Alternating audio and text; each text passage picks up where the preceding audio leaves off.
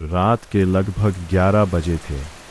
5 दोस्त अर्जुन, राहुल, विक्रम, करण और अमन एक लंबी ट्रिप से वापस घर लौट रहे थे। मौसम बहुत खराब था, तेज बारिश हो रही थी और सड़क के दोनों तरफ घना जंगल फैला हुआ था।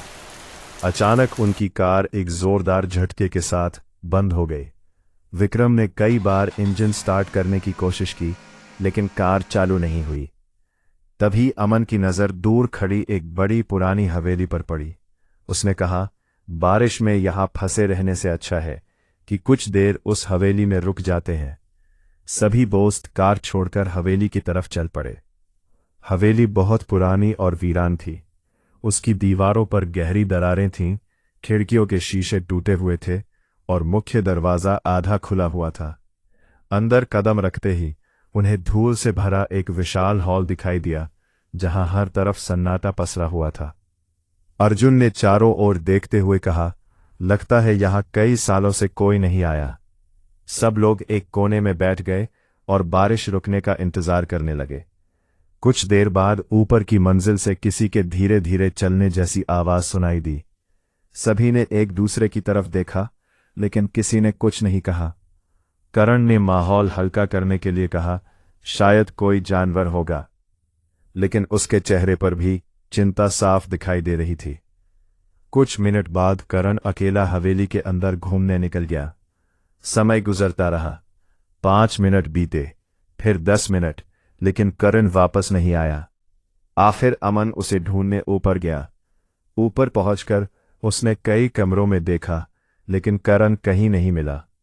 तभी उसकी नज़र फर्श पर पड़े तरंग के मोबाइल पर पड़ी।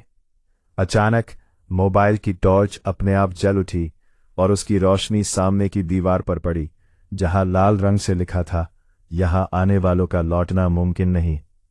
यह देखकर अमन का चेहरा पीला पड़ गया और वो भागता हुआ नीचे आया। उसने दोस्तों को सारी बात बताई। अब सभी घबरा चुके थे।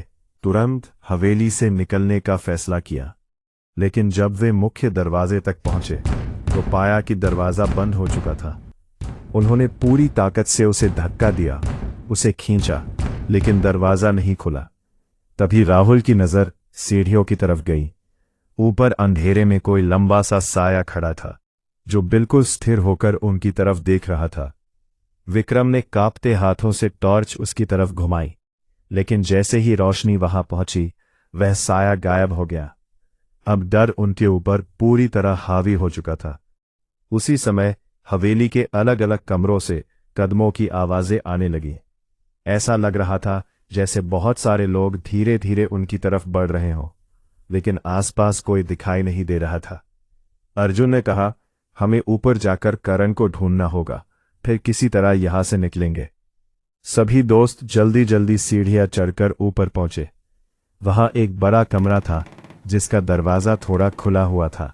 जब उन्होंने अंदर झांका तो देखा कि कमरे के बीचों बीच रखी एक पुरानी लकड़ी की कुर्सी पर करण बैठा हुआ था। उसकी आंखें पूरी तरह खुली थीं और वह बिना पलक झपकाए सामने देख रहा था। करण, अर्जुन ने जोर से पुकारा। करण ने धीरे धीरे अपना सिर उठाया और उनकी तरफ देखा।